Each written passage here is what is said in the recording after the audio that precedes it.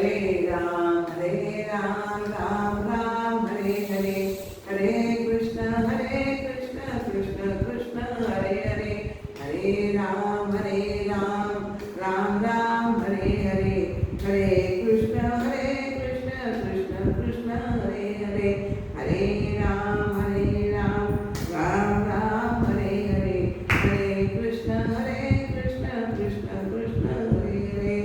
राजाधिराज प्रभु रामचंद्र महाराज की जय, सद्गुरु श्री संत गजानन महाराज की जय, अनंत कोटि ब्रह्मांड नायक राजाधिराज योगीराज श्री गुरु अक्कलकोट निवासी स्वामी समर्थ महाराज की जय, अनंत कोटि ब्रह्मांड नायक राजाधिराज योगीराज श्री गुरु समर्थ रामदास स्वामी महाराज की जय, अनंत कोटि ब्रह्मांड नायक राजाधिराज योगीराज सच्चिदानंद सद्गुरु श्री ब्रह्म चैतन्य स्वामी महाराज की जय, जय जय रघुवीर समर्थ। गणेश शारदा चैव सद्गुरु सज्जनस्तथा आराध्य दैवतं गुह्यं सर्वं मे रघुनन्दना। गुरुर्ब्रह्मा गुरुर्विष्णु गुरुर्देवो महेश्वरा, गुरु साक्षात् परब्रह्म तस्मै श्री गुरवे नमः। शुकासारखे पूर्ण वैराग्य जाते, वसिष्ठापरी ज्ञान योगेश्वराचे, कवी वाल्मिका सारिका अहिंसा, नमस्कार माझा सद्गुरु रामदासा। मला वाटते अंतरित्वा वसावे, तुझ्या दास बोलासी त्वाबोध व्हावे, अपत्या परी पाहुनी प्रेम ग्रासा, महाराजया सद्गुरु रामदासा। राजाधिराज प्रभु रामचंद्र महाराज की जय। श्री रामांच्या चरणी, श्री स्वामी समर्थांच्या चरणी, श्री समर्थ रामदासांच्या चरणी, श्री महाराजांच्या चरणी आणि आपणास श्रोत्यास वंदन करून आपण दासबोधावरील निरूपणास आता सुरुवात करणार आहोत। तर पूर्वी आपण सद्गुरूंना प्रार्थना करू आणि मग विवरणास सुरुवात करू।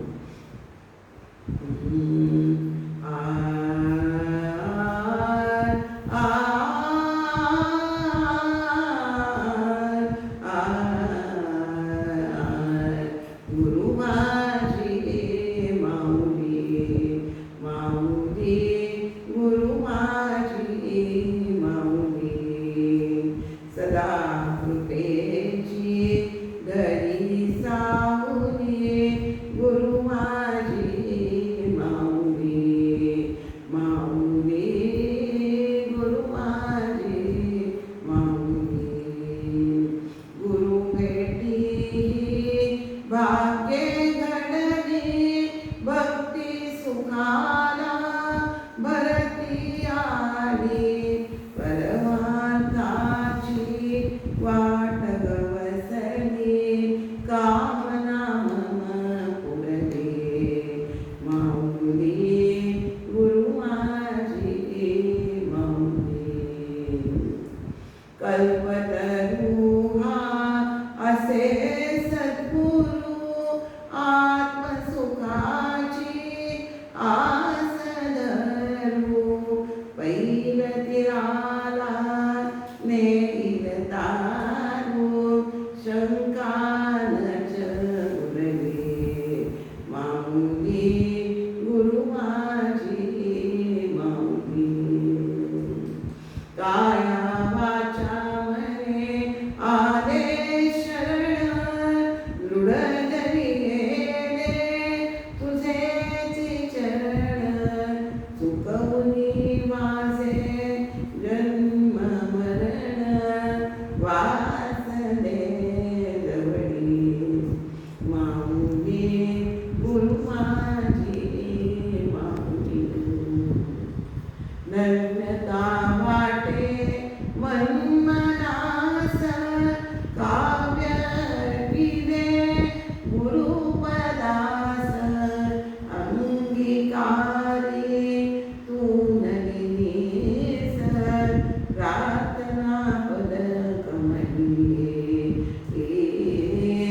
प्रार्थना पद कमली, माऊली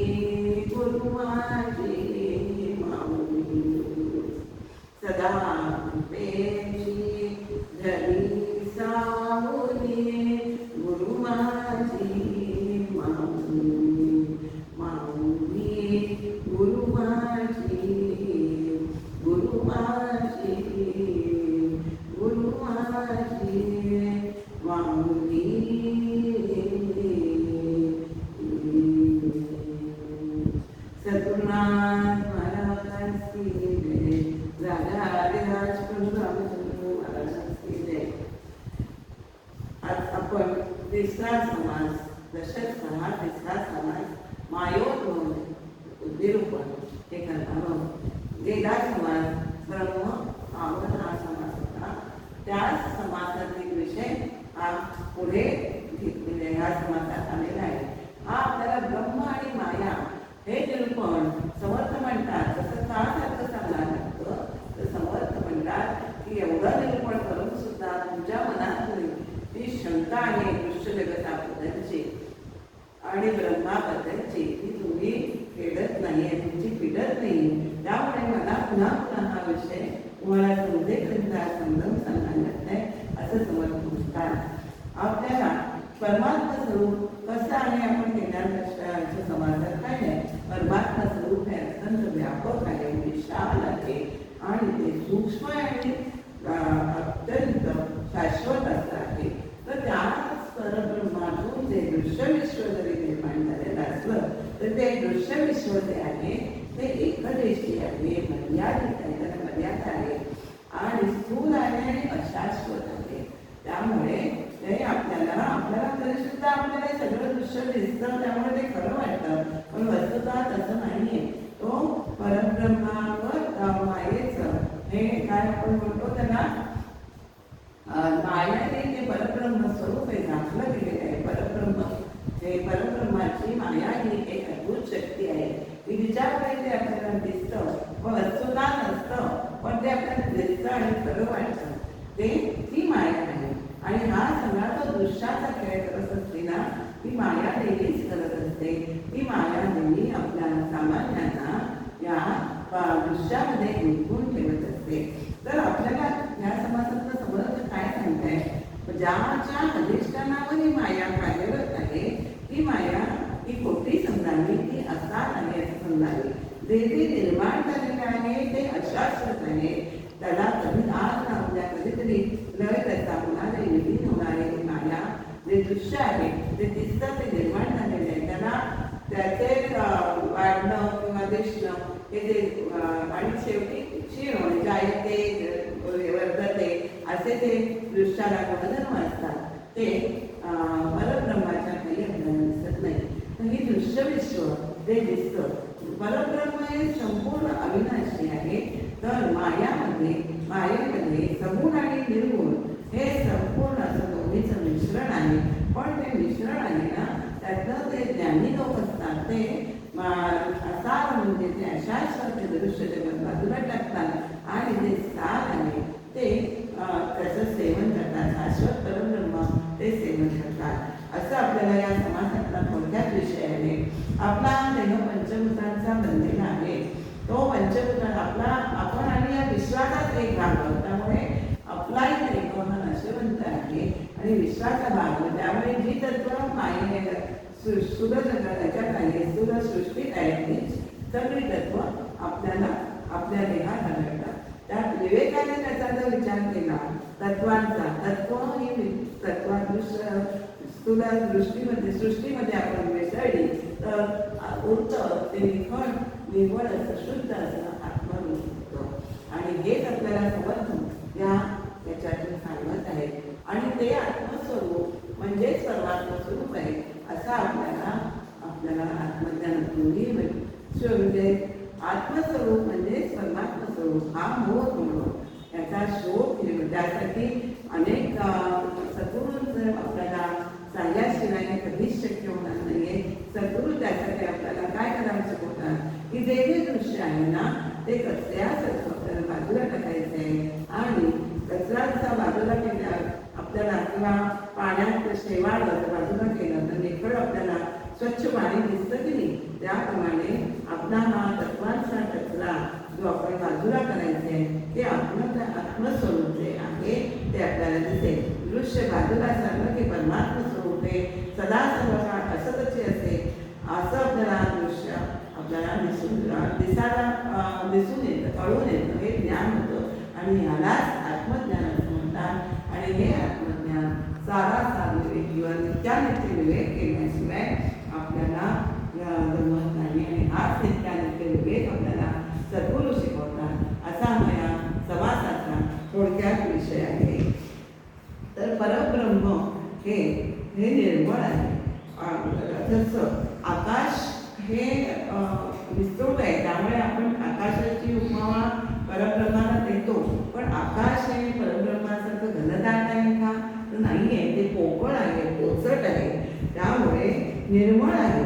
त्या आकाशात जरी कचरा उडला तरी त्या आकाशाला त्याचा काही परिणाम होतो का? होत नाही. कचरा निघून जातो वाऱ्याबरोबर आणि पुन्हा निखळ असं आकाश आपल्याला, निरभ्र असं आकाश आपल्याला दिसतं. म्हणजे परब्रह्म हे घनदाट आहे, निर्मळ आहे, निश्चळ आहे. तर आकाश फक्त आपल्याला विस्तृततेच्या दृष्टीने आपल्याला परब्रह्माला ही उपमा दिलेली आहे. पण आकाश वस्तुतः घनदाट नाही आहे, ते पोकळ आहे. आणि आता परब्रह्म कसं आहे ते आपल्याला पहिल्या 4 ओवातून समर्थ आपल्याला सांगताय. जे खंडाद्रीची नाही अखंड, जे उदंडावनी उदंड, जे गगनावनी वाढ आणि सूक्ष्म. ते गगनाहून वाढ म्हणजे गगनाहूनही विस्तीर्ण आहे, सूक्ष्म आहे. त्याला खंड म्हणजे विभागच करता येते, म्हणून ते अखंड आहे. आणि ते उदंडाहून उदंड आहे, जे आपल्याला इंद्रियांना दिसत नाही, भासत नाही, जे उजत नाही, त्यामुळे त्याला नाश नाही आहे. जे रचनाच त्याची होत नाही, त्यामुळे ते तसं असतंच. त्यामुळे त्याच्या रसाच्या प्रश्नच येते. रसाला कधी लागतं? आपण एखादी गोष्ट आपण रचतो तेव्हा रचना झाली की त्याला म्हणजे त्याला कळणार आहे, ढळणार आहे. असं परब्रह्म ते रचत नाही, खचत नाही आणि ते सदा सर्व काळ सन्मुखचे असे. म्हणजे आपण सर्वतोमाम पाणी म्हणतात असं आपण अथर्वशीर्षात म्हणतो की नाही. किंवा तुकाराम महाराज म्हणतात, जिकडे पाही तिकडे सर्वमय गोविंद गोविंद गोविंद. सगळीकडे आपल्याला हा परमात्मा संतांच्या दृष्टीला दिसतो, पण आपल्याला सामान्यांना तर दिसत नाही. त्यामुळे सन्मुखची आहे सर्व काळ आणि ते निष्कळंक आहे, दोष नाही त्याच्यामध्ये, कोणताही दोष नाही, निखळ आहे. आणि सर्वांत म्हणजे आकाश आणि पाताळ या सर्वांना व्यापून उरलेलं आहे. जे जे सृष्टीमध्ये निर्माण होतं ना ते परब्रह्माने असं आधीच सर्व व्यापून ठेवलेलं आहे, असं आहे. आणि अविनाश ते ब्रह्म निर्गुण, नासे ते माया सगुण. म्हणजे परब्रह्म हे पुन्हा सांगितलंय की अविनाश आहे, तर अविनाशी आहे. पण जी नाचते आणि सगुण असते ती माया, असं समजताना आपल्याला या ओळीमध्ये सांगितलंय. सगुण आणि निर्गुण कालवले, या दृश्यामध्ये सगुण आणि निर्गुण हे कालवलेलं आहे. जाणत्याने आपल्याला या कर्दमाचा विचार करू जाणती होते. ते ज्ञानी असतात, शाणे म्हणजे शून्य असतात. ते काय करतात? ते मिश्रण असतात जरी असलं ना तरी त्याचा विचारपूर्वक त्यातनं सगुण हे वेगळे काढून फेकतात आणि सगळे निर्गुण आहे ते परब्रह्म सेवन करतात. कशासाठी त्याने काय दुसऱ्याला काय उपमा दिले? जैसे क्षीर आणि नीर राजहंसदेवती. ज्याप्रमाणे दूध आणि पाणी एकत्र केलं, आपल्याला सगळ्यांना माहिती क्षीरनीर निवाडू आहे राजहंस. क्षीर आणि नीर ते एकत्र केलं तरी राजहंस फक्त त्याचं दूध सेवन करतो आणि पाणी बाजूला टाकतो. तद्वरच आपण हे दृश्य विश्व बाजूला काढून टाकायचे. ते एकत्र कालवलेले आहे, त्यामुळे ते आपण दृश्य विश्व हे बाजूला काढायचे आणि जे सार आहे ते असं परब्रह्म हे आंतरिक हृदय करावे. अशाश्वत सारे जाणून त्यागावे आणि शाश्वत परब्रह्म हृदयी ठसावे. आपल्याला हेच करायचं आहे या जगामध्ये. अशाश्वत सार आहे ते आपण टाकायचे आणि शाश्वत रूढ परब्रह्म मात्र आपल्या हृदयी रूढ धरायचं आहे. हे अशा काव्यपंथी माझ्याकडनं परब्रह्मावर ते गाणं गीत रचलेलं आहे, त्याच्यामध्ये आलेले आहे. अशाश्वत अवघे विवेके त्यागावे, शाश्वत अवघे हृदयी धरावे. तर आता हे असा नित्यानित्य विवेक केल्यानंतर आपल्याला हे समजून येतं. त्याच्यामध्ये आता काय आहे? हे सगळं जे जड सृष्टी दिसते ती जड आहे आणि सबळ म्हणजे मिश्रित आहे, पंचभौतिक आहे. त्याच्यामध्ये सगळ्यांना आत्मा व्यापून राहिलेला आहे आणि तो नित्यानित्य विवेकाने आपल्याला पाहिलं तर कळतं की हे दृश्य जसं आपला दृश्य विश्व जे आहे ते पंचभौतिक आहे, त्याला नाश आहे, पण त्याला जो व्यापक आत्मा आहे ना तो बरी निर्गुण आहे, शाश्वत आहे. ते आपल्याला पाहिलं नित्यानित्य विवेकानेच आपल्याला कळून येतं. आता समर्थ असं म्हणतात की उसाचं उदाहरण दिले की सर्वसामान्य ते पटलं पाहिजे ना. उसामध्ये रस असतो, आपल्याला सगळ्यांनाच माहिती आहे, पण आपण काय करतो सामान्यपणे आपण रस त्यातला उसातला रस असतो तर सेवन करतो आणि त्या चोईट्या असतात ते बाकच त्याला असा शब्द वापरण्याचं म्हणतात किंवा आपण त्याची पानं म्हणतो ते असतो, ते आपण टाकून देतो की नाही. त्याबरोबर जगामध्ये जगदीश विवेक ओळखावा. जसं जगचा हा ऊस धरला तर त्याच्यामधला जगदात्मा आहे, जगदीश आहे, तो रस आहे, हे असं आपण विवेकाने ओळखायचे आहे. परंतु समर्थ म्हणतात ही उपमा सुद्धा वस्तुता अपुरी आहे. का बरं? तर ती दृश्यातली उपमा आहे. दृश्य जगत जे अपुरच आहे ते कधी आणि परब्रह्म आहे, पूर्ण आहे. या जगतात दृश्य जगतात अशी एकही वस्तू नाही आहे की त्याची उपमा आपण परब्रह्माला देऊ शकू. त्यामुळे थोडंसं आपल्याला दृष्टांताच्या दिशेने दृष्टांताच्या द्वारे आपल्याला हे समजून घ्यायचे की परब्रह्म कसा आहे. इतकं समर्थाने आपल्याला उघडून सांगितलं आहे. तर रसाची उपमा का ना दिलेली अपुरी आहे. समर्थ म्हणतात की रस हा नाशिवंत आहे आणि पातळ आहे, पण आत्मा कसा आहे? शाश्वत आहे आणि निश्चळ आहे. आणि रस हा अपूर्ण आहे तर आत्मा हा केवळ पूर्ण आहे, परिपूर्ण जाणावा असं समर्थांनी यावेळी म्हणलंय. पण आणि मगाशी म्हटलं तसं आत्म्यासारखे एकही गोष्ट नाही आहे की त्याला दृष्टांत लागू पडेल. आता त्याप्रमाणे ऐशी आत्मतिथे संतती. आता हे सगळं त्याला आपण बघितलं की परब्रह्म सगळीकडे भरून राहिले. मग या परब्रह्मात ही माया निर्माण कशी झाली असा समर्थांचे एक वैशिष्ट्य आहे की समर्थ हे सामान्यांना काय प्रश्न पडतील आणि त्याची उत्तरं सुद्धा तेच देतात. प्रश्नही तेच निर्माण करतात आणि उत्तरही तेच देतात. तसा हा प्रश्न आपल्याला समर्थांनी इथे उत्पन्न केलेला आहे. ऐशी आत्मस्थिती संतली तेथे माया कैसी झाली. तर त्याचं उत्तर असं दिलं आहे समर्थांनी की जैसी आकाशी वाहिनी झुळूक वाऱ्याची. जसं आकाश निरभ्र असताना आकाशात जशी वाऱ्याची झुळूक आपोआप निर्माण होते, तद्वतच ही माया ही परब्रह्मात स्फुरण रूपाने उदयास आलेली आहे, ती निर्माण झालेली आहे. एकोम परमात्म्याचा आपल्याला सगळ्यांना आपण हा विषय बऱ्याच वेळा सांगितलाय. परमात्म्याला एकोम बहुस्थाने तेव्हा स्फुरण झालं. हे प्रथम स्फुरण त्याच्या ठिकाणी झालं, तीच मूळ माया आहे आणि त्याच्यामधूनच मूळ माया ही परमात्म्याची शक्ती आहे. मग असे आपण बघितलं की माया की ते परमात्म्याला ती आकारात आणते, ती माया परमात्म्याला आपल्याला डोळ्यासमोर परमात्मा दिसला पाहिजे, परमात्म्याला मोजमापात आणते ती माया. असं मायेचं वर्णन आपल्याला केलेलं आढळलं आत्माराम ग्रंथामध्ये. माया निरूपणात समास अत्यंत छान समर्थाने समजावून सांगितलेलं आहे. तर आकाशात जशी वाऱ्याची झुळूक घ्यावी त्याप्रमाणे मूळ परब्रह्म स्वरूपात ही माया नावाची शक्ती प्रथम स्फुरण झालं, ते माया उत्पन्न झालेली आहे. आणि त्या आकाशात वायुतत्व. आता ह्याच्यात थोडी समर्थांनी पंचभूतांची निर्मिती सांगितलेली आहे आपल्याला पुढे. आकाशापासून वायू निर्माण झाला, वायूपासून वायूचा घसटून तेज निर्माण म्हणजे अग्नी निर्माण झाला आणि अग्नीनंतर आप निर्माण झालं आणि आपानंतर हे भूमंडळ म्हणजे ही पृथ्वी निर्माण झाली.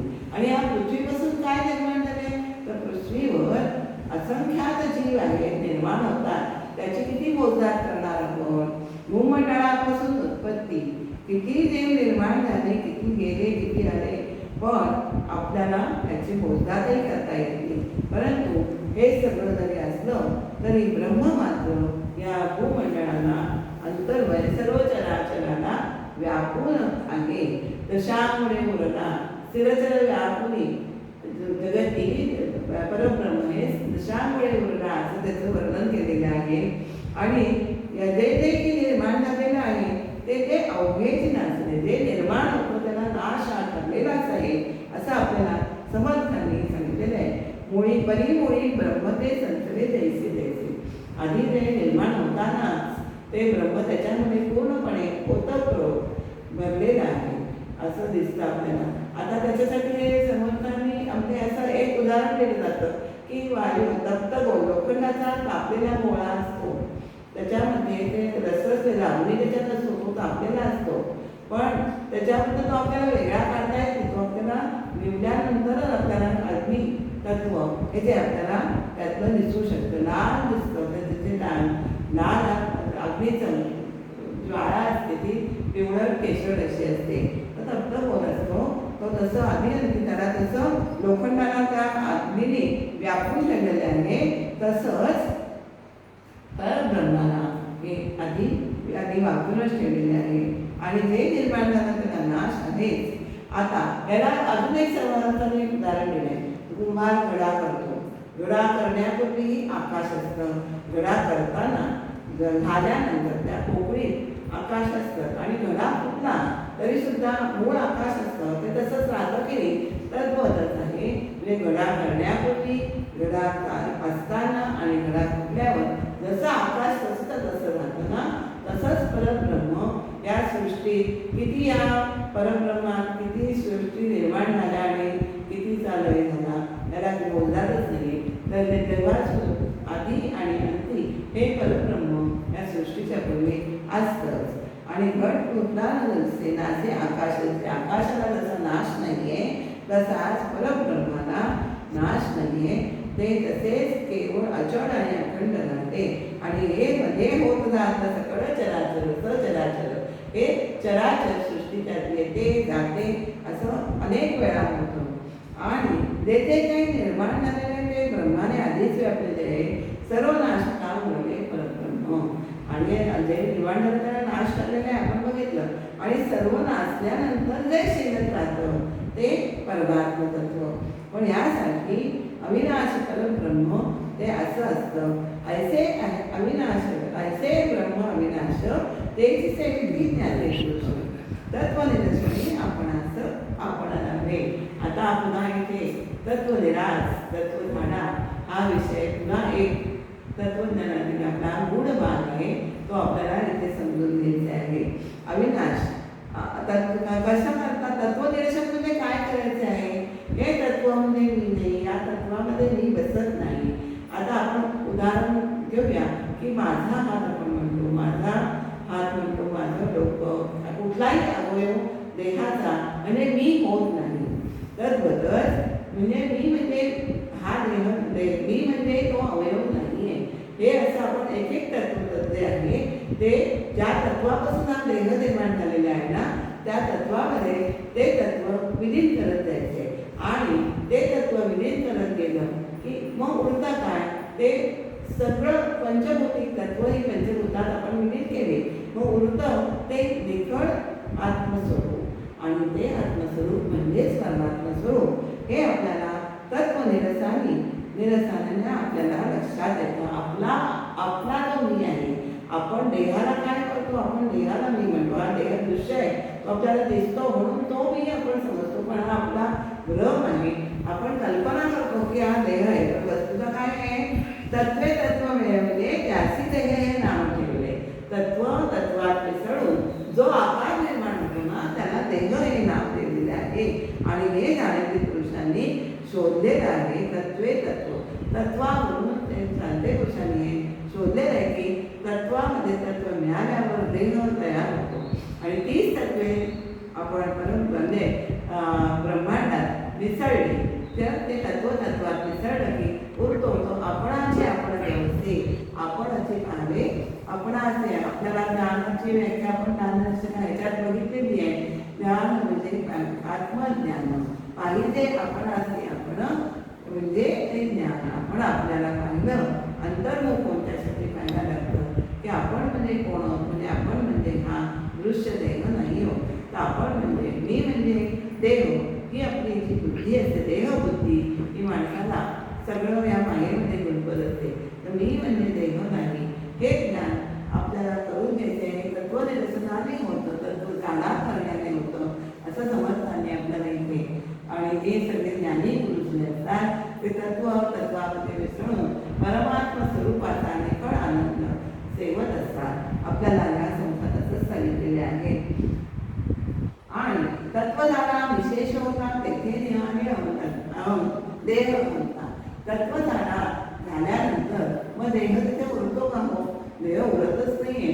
म्हणजे देह नाही म्हणजे देह बुद्धी पण नाहीये. त्यामुळे जे आत्मस्वरूप आहे ना त्याच्याकडे ते स्वरूप त्याला तत्वधारणा केल्यानंतर आपण आहोत हे आपल्याला कळतं. निर्गुणी ब्रह्म निष्ठा विवेके झाली. निर्गुण ब्रह्म जे आहे आणि तो मीच आहे ही जी ऐक्यता आहे, म्हणजे मी तू पण आहे, मावळून जातं, गोळवण होते त्याची. मी तू पणाची झाली गोळवणं असं म्हणतात ना. त्यामध्ये काय आपल्या दत्ताचार्य ही गोळवण ही आपण विवेकाने आणि करायची आहे. आणि हा विवेक आपल्याला कोण आपल्याला सांगतं? तर हे आपल्याला सद्गुरू शिकवतात की विवेक आपण देहाकडे पाहिलं तर तत्व ही तत्व ओसरली, आपण काही नाही होत त्याच्यामध्ये. म्हणजे देहाचा संबंधच राहत नाही. आता देहच नाही तर ते आपला खोटा नाही, म्हणजे देहबुद्धी कशी राहणार? तर तिथे राहणारच नाहीये. त्यामुळे काहीच नाही, आपण नाही, काही नाही याचा आपल्याला प्रत्ययास आले. आणि आपला खरा मी जो आहे स्वस्वरूप म्हणजे निर्गुण आपला आत्मा जो आहे तो आपल्याला आल्या प्रत्ययास येतो. आपला आपण शोध घेतला तर असा शोध घेतला तर आपण तो वाईट मानता, म्हणजे आपण आपला देह नाही ही आपली खोटी, म्हणजे आपला जो भ्रम आहे तो आपोआप निरसून जातो. तत्वांती उरले तत्वता निर्गुण ब्रह्म. आणि तत्वामध्ये आपल्याला शेवटी काय होतं तर फक्त निर्गुण परब्रह्म हे होतं. आपणाविण निर्गुण ब्रह्म हेच निवेदनाचे ब्रह्म. म्हणजे आपल्या विरहित म्हणजे देह सोडून जे उरतं निर्गुण ब्रह्म तेच आपण त्या स्वरूपात आपलं स्वस्वरूप मिळवायचं आहे. म्हणजे आपलं खायचं स्वतःला आपण पर्यायीना आपण तिथे परब्रह्मस्वरूपी विलीन करायचं आहे, लीन करायचं आहे. आत्मनिवेदन स्वतःला आपल्या देहात स्वतःला आपण त्या परमात्मा स्वरूपात विलीन करायचं आहे. निवेदन म्हणजे समर्पण करायचं आहे. आणि त्यामुळे हेच निवेदनाचे ब्रह्म आहे. आणि तत्वासारखा हा जगही तत्व गेल्यानंतर हे दृश्य जगतही कसल्यासारखं बाजूला पडून जातं. आणि तत्वासारखा मी देह हा भ्रम पण हा आपोआप निघून जातो. मी तुपणाचा भ्रम निघून गेला आणि मग मी कुठे आढळतच नाही.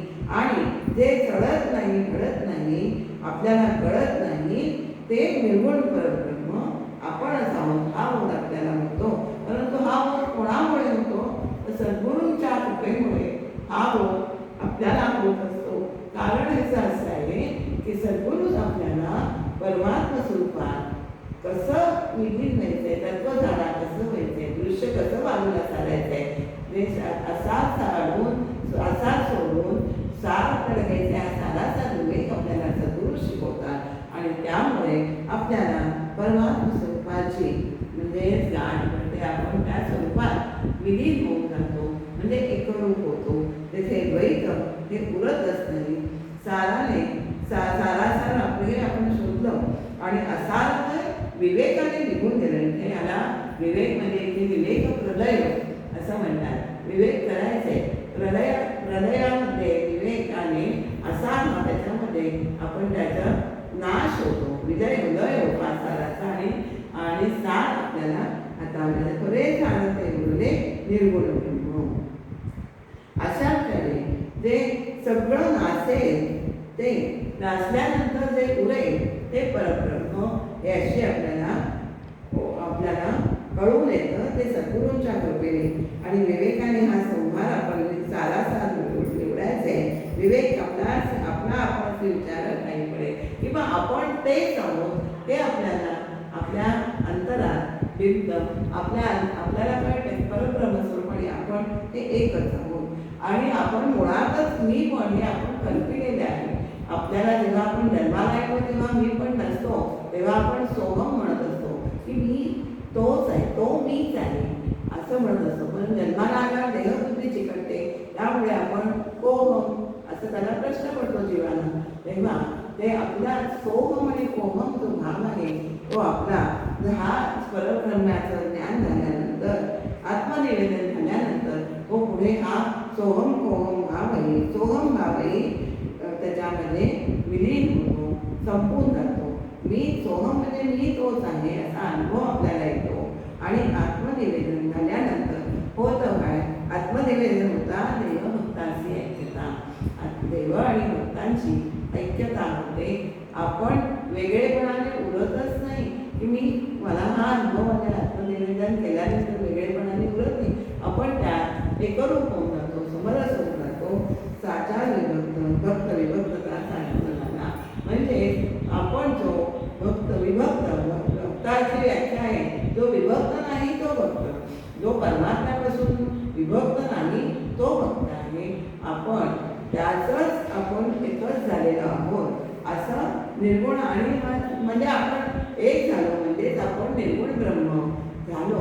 आणि निर्गुणाला हे देहाचे गुणधर्म लागतच नाही, त्याला पापपुण्य नाही, जन्ममरण नाही. निर्गुणी आनंद होता आपण मुक्त झाला. असं आपण निर्गुणाशी अनन्य न अन्य इतके अनन्य म्हणजे आपण वेगळेपणाने न उरणं याला अनन्य म्हणतात. आणि असं झाल्यानंतर तो मुक्तच झाला. मुक्त झाला म्हणजे त्याला जन्ममरण नाही, तो परमात्मा स्वरूपातच स्वरूप असतो, तो परमात्मा स्वरूपीच पुन्हा विलीन होतो. असं हे तत्वनिवेदन. आपण काय करतो? तत्वी वेटाळून देतो. आपण त्या पंचभूताच्या देहामध्ये आपण स्वतःला गुरफटून घेतो आणि त्यामुळेच आपल्याला हा भ्रम असतो की मी म्हणजे देव, हा भ्रम आहे. पण तो हा जो भ्रम आहे तो सद्गुरु कृपेमुळे आपोआप नाहीसा होतो. ते आपल्याला तो भ्रम नाहीसा करतात. आणि आपण आपल्यालाच बोलतो आणि मग मी कोहम असं म्हणतो. म्हणजे त्याला देह म्हणजे मी असं वाटत जातं. पण सद्गुरु कृपे मात्र म्हणतो त्याची वाटचाल देह बुद्धी ते आत्मबुद्धी करावी अशी होत असते. तत्वी गुंतला म्हणे कोहम, विवेक पाहता म्हणे सोहम. तत्वामध्ये पंचभूतात देहात आहे तोपर्यंत तो कोहम म्हणतो, पण देहाती तो गेला की तो सोहम म्हणजे तो सहामी सहाहम म्हणजे मी तोच आहे असं त्याला आपल्याला म्हणता येतं. अनन्य होता अहम सोहम. अहम आणि सोहम मग असे म्हटलं तसं हे दोन्ही अनन्य झाल्यावर तिथल्या तिथे ते मावळून जातं. आणि असं संतांनी केलेलं आहे. आणि म्हणूनच ते देहात असले तरी ते देहातीत आहेत. देहाचे गुणधर्म त्यांना बाहेर आणत नाही. देहातले गुणधर्म ते आहे की त्या मग तो देहातीत हो. आपल्यासारखा सामान्यांना असं वाटतं की ते देहा आपल्या जगात जगत आहेत, पण त्यांचे हेतू देहातीत माणसाचा हेतू जो असतो ना तो अंतर्यामी पूर्णता वेगळा असतो. आपण देहाचा उपभोग घेण्यासाठी देह आपण वापरतो, विषयांचा उपभोग घेण्यासाठी वापरतो. पण विषय हे कोणाला सुटलेले नाहीत, पण विषयात अलिप्त होत नाहीत. संत जे असतात ते विषयात लिप्त नसतात, म्हणूनच ते देहातीत होतात. आणि असा तो देहातीत होतो. आणि म्हणजे देहातीत होतो म्हणजे तो जरी जगत असता तरी देह प्रारब्धावर टाकून तो आत्मानंदात मग्न होतो. असं समर्थाने आपल्याला या समासातून सांगितलेले आहे.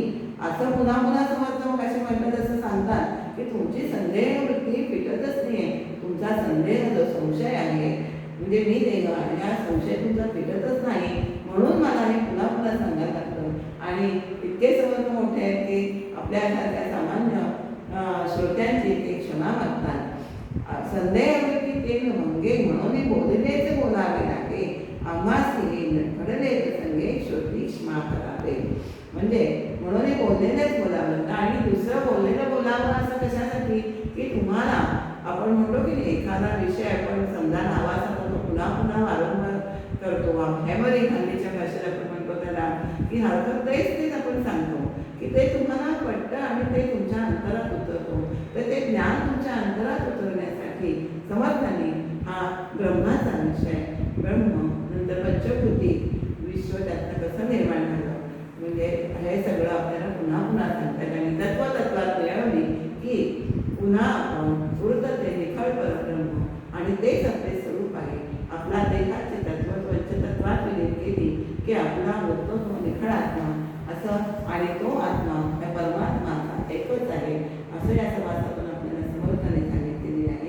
ज्याने मी वचन सेवा विवरण सेवा श्री समर्थांच्या चरणी वंदन करते, अर्पण करते. नमस्कार. बंद करू.